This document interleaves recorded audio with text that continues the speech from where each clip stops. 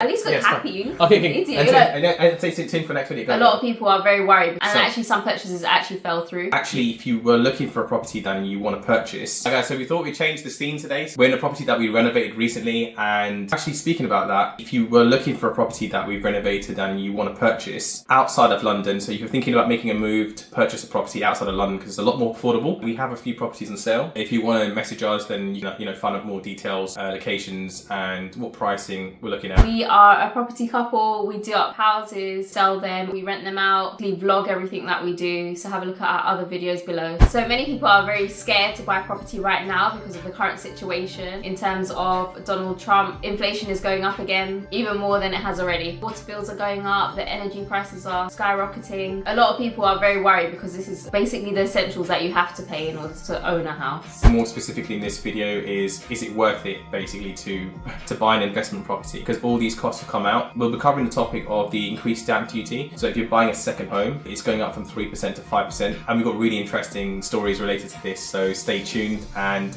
listen to those stories and see how to avoid them. The stamp duty changes are crazy. It went from 3% to 5%, which is extremely high. So to put it into context, 3% on a £200,000 house, that would have been £6,000 on the £200,000 property. And this is a £200,000 property. If you go to London, your average price is going to be about £400,000. So this is a £200,000 property, so 6,000, and it's going up to £10,000. And this happened overnight, and people during mid-transaction were forced to pay such an increase. And this will be cash, so that they would have to have the disposable cash to do this. So a lot of people were screwed over. So we spoke to loads of estate agents. Wow, she cut him up nicely. And they advised us that there's loads of people renegotiating their offers due to the stamp duty changes. And a lot of sellers didn't want to do that. And actually some purchases actually fell through. Because the seller and the buyer could not negotiate. Now, there are a lot of mistakes that buyers go out there and make, and we're going to try and cover a lot of them that we've heard stories of and mistakes we've made in the past that would actually guide you in the right direction before you've had a chance to make them yourself.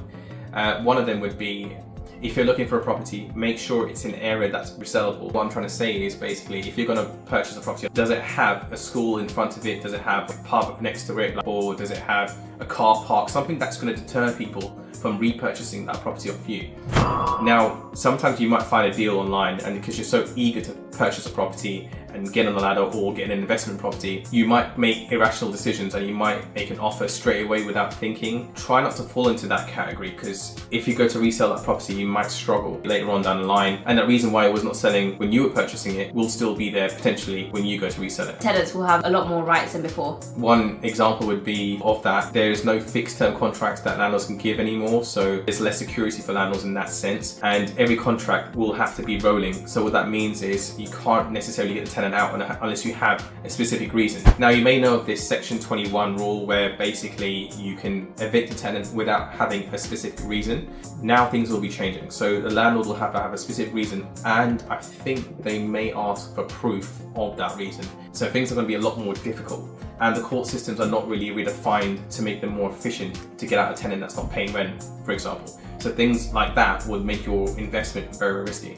Guys, if you have more questions related to what we touched upon in terms of these new rules, just pop them down below. It helps the video to help other people that are finding issues in this particular topic. Something that we found out, which was quite shocking to us actually, was that councils have more control over your house. They can be investigating you without you even knowing. For example, if there's damp and mold in your property and the tenant notifies the council can actually check up on you without you even knowing it was escalating in the first place. One thing I didn't make clear in this video, if you've got a question, you can comment down below, but if it's a more private question you don't really want other people to know, then just go to our Instagram page, it's JL Property Portfolio, and you can message us on there and we can respond accordingly based on our experience and point you in the right direction for getting a mortgage if you're struggling with that. General advice on renovating a property, we do a lot of that on our channel, and we show you day to day what we do, our experiences and whatnot, and we're quite hands-on ourselves, so you'll see that in our videos. And it's really nice to know that our experiences are helping you guys. Thanks for watching, guys. No.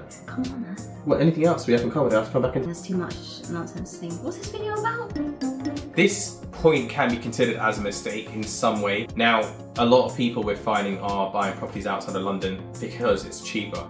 and if you were to invest in the property, the rent will be generally higher.